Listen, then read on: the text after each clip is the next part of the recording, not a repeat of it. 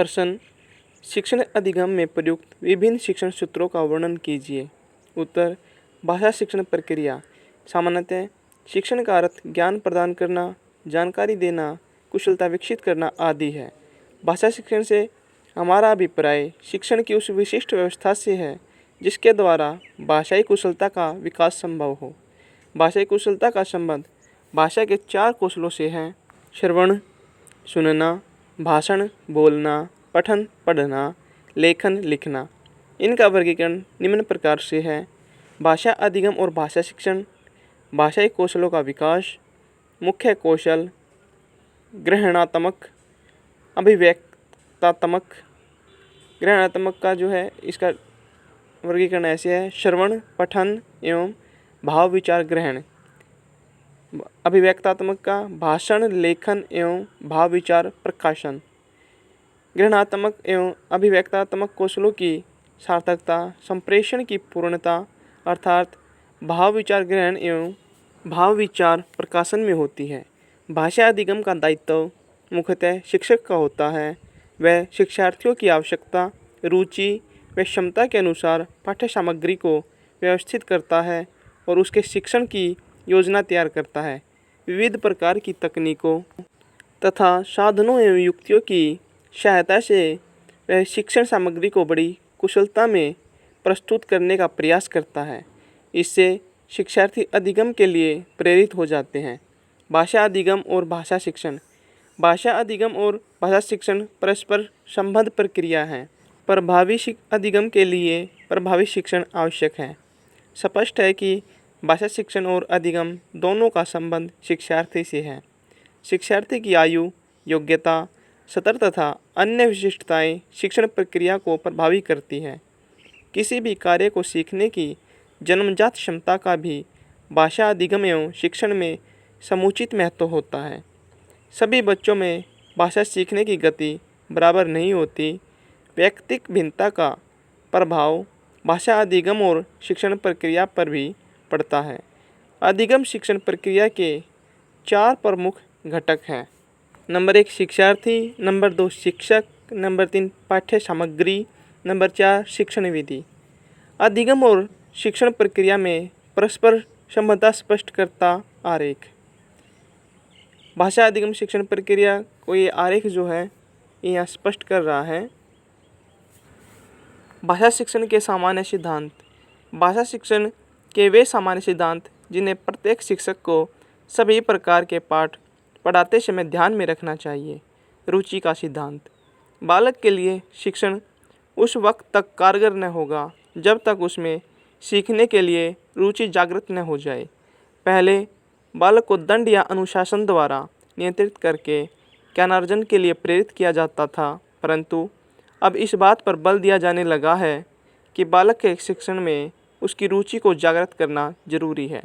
यदि हम अपने व्यवहार के बारे में भी सोचें तो हम पाएंगे कि किसी वस्तु पर हमारा ध्यान तभी केंद्रित हो पाता है जब हमारी उसमें रुचि हो।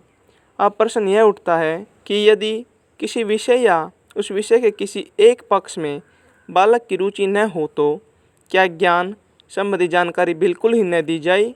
उदाहरण के लिए हमारी रुचि इतिहास की घटनाओं में तो हो पर उसके कालक्रम जानने में ना हो तो क्या इतिहास शिक्षण के उद्देश्यों की दृष्टि से यह उचित होगा।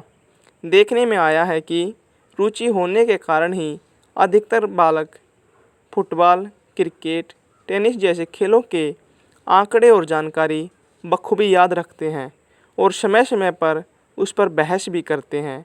इसलिए इतिहास के कालक्रम की प्रस्तुति को भी रोचक बनाया जाए तो बालक उसे याद रख सकेंगे। प्रेरणा का सिद्धांत।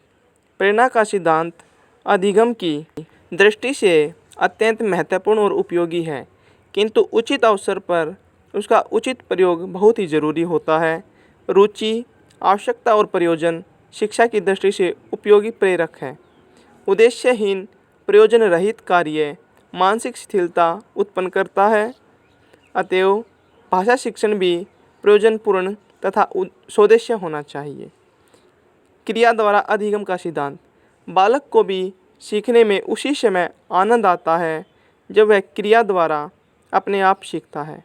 इस सिद्धांत का अर्थ यह है कि जो कुछ बालक को सिखाया जाए वह उसको निष्क्रिय श्रोता बनाकर नहीं, अपितु उसमें उसकी सक्रिय प्रतिभागिता सुनिश्चित की जाए। अनुभव पर आधारित सिद्धांत। इस सिद्धांत का अर्थ यह है कि किसी भी विषय को पढ़ाते समय यह ध्यान रखना चाहिए कि वह जीवन में आने वाली परिस्थितियों से संबंधित है या नहीं। बालक उन विषयों को सरलता से सीख लेता है जो उसके जीवन से संबंधित होते हैं। यदि कोई बात उसके जीवन से संबंधित नहीं हो तो बालक उसे सीखने में रुचि नहीं लेता है।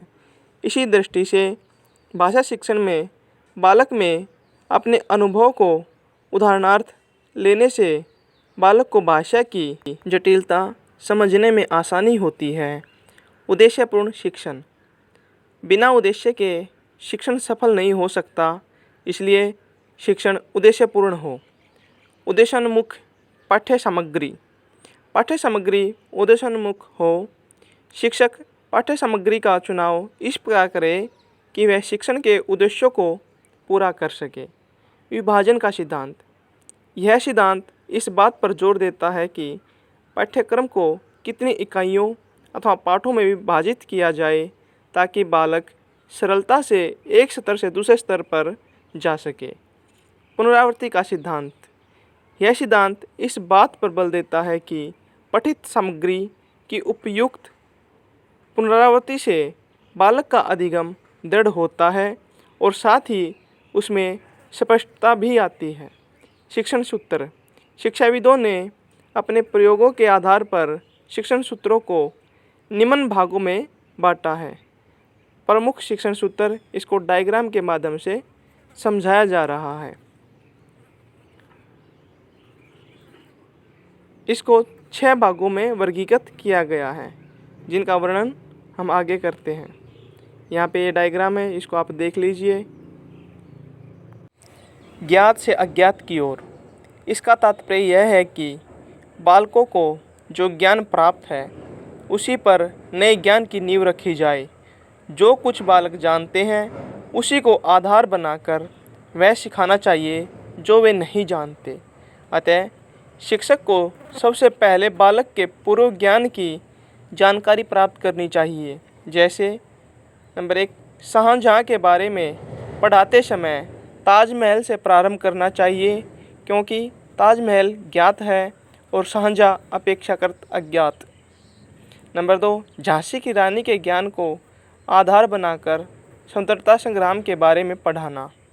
ज्ञात और अज्ञात के बीच संबंध स्पष्ट हो जाने से बालक की रुचि जागृत हो जाती है। नंबर 2, सरल से जटिल की ओर। इस सूत्र में स्पष्ट रूप से संकेत है कि बालक को पहले सरल का ज्ञान देना चाहिए, फिर जटिल का। इसका अर्थ यह हुआ कि बालक को पहले वह सिखाना चाहिए जो वह सरलता से सीख सके। यहाँ सरल का अर्थ है बालक की दृष्टि से सरल। शिक्षक अधिकतर इस बात का ध्यान नहीं रखते और अपनी दृष्टि से सरल व कठिन का निर्णय करते हैं। किसी विषय की मोटी मोटी बातें तो बालक के लिए सरल होती है, परंतु विस्तार से दिया हुआ ज्ञान कठिन होता है। उदाहरण के रूप में नंबर 1, महाभारत की घटनाओं का ज्ञान छोटी छोटी कहानियों के रूप में देना सरल होगा, जबकि पूरे ग्रंथ के रूप में पढ़ाना कठिन होगा। नंबर 2, सामान्य जवर प्रसंग से विभिन्न रोगों, उनके कारणों तथा निवारण के उपायों के विषय में पढ़ाना। नंबर 3, मूर्त से अमूर्त की ओर। यह हमेशा ध्यान रखना चाहिए कि शिशु का मानसिक विकास इतना नहीं होता कि वह कम उम्र में ही सूक्ष्म या अमूर्त को समझ सके।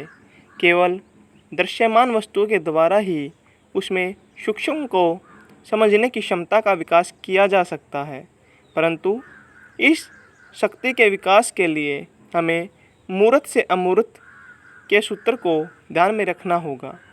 उदाहरण के लिए, दोस्ती की संकल्पना को समझने के लिए पहले हम उसे मूर्त रूप दोस्त से परिचित कराएं, परंतु बालक को अधिक समय तक मूर्त तक अटकाए रखना उचित नहीं है। नंबर 4, पूर्ण से अंश की ओर।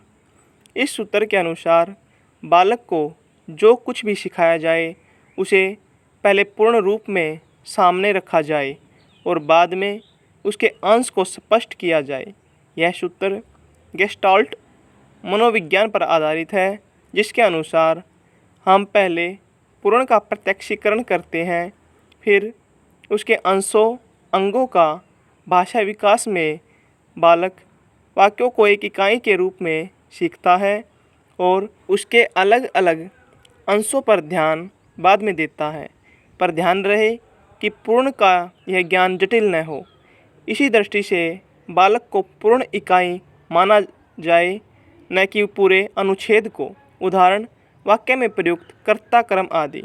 नंबर 5, विशेष से सामान्य की ओर। बालक को विशेष ज्ञान से सामान्य ज्ञान की तरफ ले जाना चाहिए। इसका अर्थ यह है कि पहले उदाहरण प्रस्तुत किया जाए और फिर उन उदाहरणों के आधार पर सामान्य नियम बनाए जाए। गुलाब एक प्रकार का फूल है, इसी तरह गेंदा, चंपा, चमेली आदि फूलों के अन्य प्रकार हैं।